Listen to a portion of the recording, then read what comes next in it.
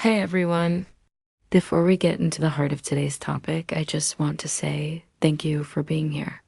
If you're enjoying the content or finding it helpful in any way, please go ahead and give it a like. And if you haven't yet, subscribe to the channel.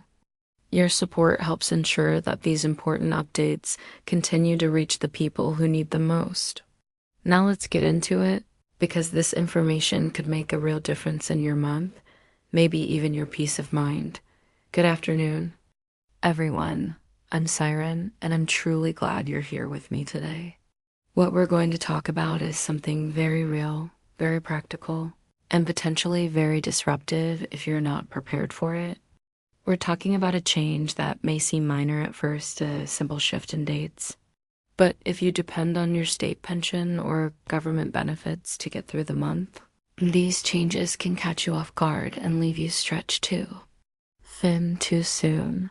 This August 2025, millions of people across the UK will experience a change in when their money arrives, not how much, but when. And in times like these, when every bill matters and every pound counts, timing is everything. It's about making sure the rent's paid on time, there's food in the fridge, the electric stays on, and you can breathe a little easier knowing that your basic needs are covered. But what if that payment came earlier than expected? What if you weren't ready for a longer than usual gap until the next one? That's exactly the situation many people are going to face, and I want to make sure you're ready. The August bank holiday, which falls on Monday, the 25th, sets the stage for these early payments. Because of the closure of banks and government offices on public holidays, payments that were scheduled to arrive on the Monday or over that weekend are being moved forward to the preceding Friday, which is the 22nd of August. This affects not just state pensions, but a wide range of benefits administered by the DWP and HMRC. On the surface, this might seem like good news. Who wouldn't want their money a few days early, right? But here's the issue. That early payment doesn't change your regular cycle. If you're used to receiving your payment every 4 weeks, getting it a few days early just lengthens the wait for your next one. For someone already on a tight income, this can feel like a subtle but serious disruption. It means budgeting differently. It means stretching the same amount of money over a longer period. And it means being cautious in the days right after that early deposit lands. Even if your instinct is to catch up on overdue bills or treat yourself just a little, let's break this down further. State pension payments are usually issued every 4 weeks, with the actual day depending on the last 2 digits of your national insurance number. If your usual payday would be Monday, the 25th, or even the Saturday or Sunday, before you'll now be receiving your payment on Friday the 22nd, this will happen automatically. You don't need to do anything, and you won't lose any money in the process. But your next payment will still come at its regularly scheduled time, meaning there could be 33 or 34 days between those payments instead of the standard 28. That's where it gets tricky. This shift applies to a wide range of DWP administered benefits, not just the state pension.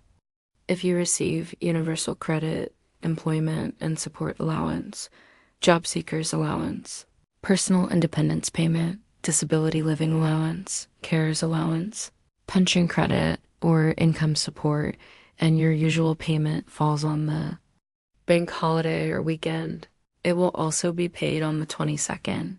The same goes for HMRC benefits like child benefit, working tax credit, and child tax credit.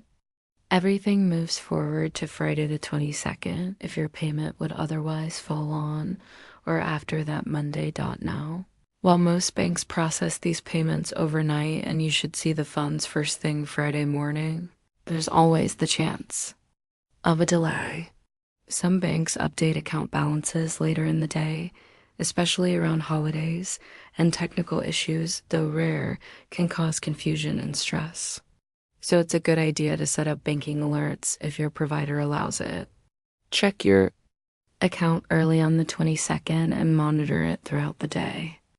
If your payment hasn't appeared by the end of Friday, it's time to take action. Start by checking the payment reference and your account history to see if anything looks unusual. Then contact your bank to confirm whether any incoming payments are pending.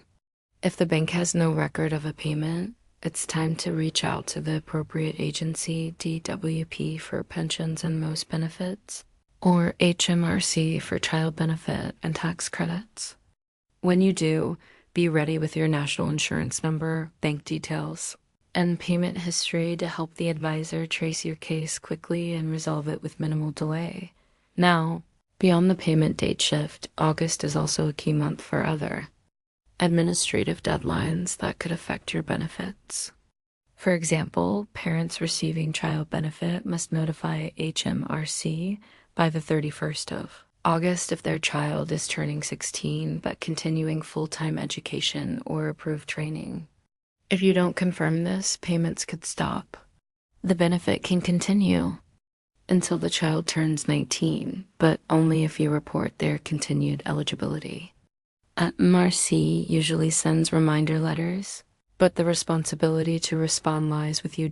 In addition to child benefit updates, August also plays a crucial role in the government's plan to transition people from older legacy benefits over to universal credit. If you receive benefits like income support, housing benefit, or income-related employment and support allowance, you may soon or already have received a migration notice from the DWP. This letter outlines the steps you need to take to move to universal credit under what's known as managed migration. Once you receive the letter, you'll have 3 months to submit your claim. If you don't act within that time, your current benefits will stop.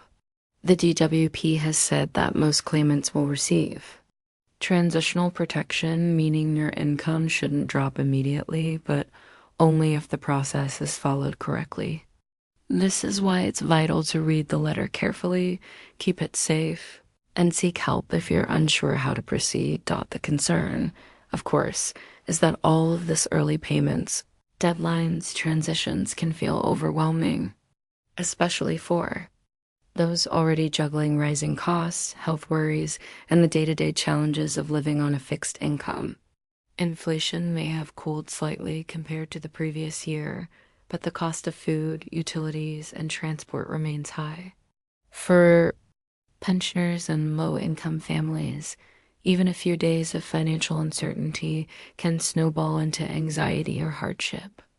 Charities like HUK and Turn to Us have reported an increase in requests for budgeting help. Emergency grants and general financial advice in the run-up to this holiday period. Community groups, local councils, and food banks are also gearing up for a higher volume of requests during the August-September stretch. Many are reminding people not to wait until they're in crisis to ask for help. If you know that the early payment could cause difficulties later in the month, it's okay and wise to speak with someone now. That could be your local citizens advice office, a community financial advisor, or even a trusted friend or family member who can help you look at your budget and make a plan. You should also make sure your contact details with the DWP and HMRC are up to date. If you've moved, changed your phone number, or opened a new bank account, letting them know now can prevent problems later. Many payment delays are caused by small mismatches in data. A quick phone call or online update can mean the difference between a smooth payment and a stressful delay. Looking ahead, the DWP is expected to release a full payment calendar for the rest of 2025 and into early 2026. This will include dates affected by Christmas, New Year, and other bank holidays. Keep an eye on the official gov.uk website or sign up for email alerts so that you're always one step ahead. Local authorities often share these updates as well, especially if you're subscribed to newsletters or follow them on social media. So here's the bottom line. While the August bank holiday will result in early payments for millions, it's not just about receiving money a few days sooner. It's about recognizing how that shift affects your entire financial rhythm. It's about planning wisely, budgeting carefully, and staying informed. That little bit of awareness can mean the difference between a smooth month and a stressful one. And if anything does go wrong, if a payment is missing, or if you're confused about what action to take, reach out. You're not alone, and support is out there. If you found this video helpful, if it answered a question you've been worrying about or helped you feel a little more prepared, please give it a thumbs up and share it with someone else who might benefit from it. These are the kinds of conversations that matter, and your help in spreading the word can make a real difference. Make sure to subscribe to the channel for more updates on pensions, benefits, and the changes that affect your everyday financial life. We're here to make things clearer, calmer, and easier to navigate, because no one should be left in the dark when it comes to their financial security. Thanks for spending this time with me. I'll see you in the next video.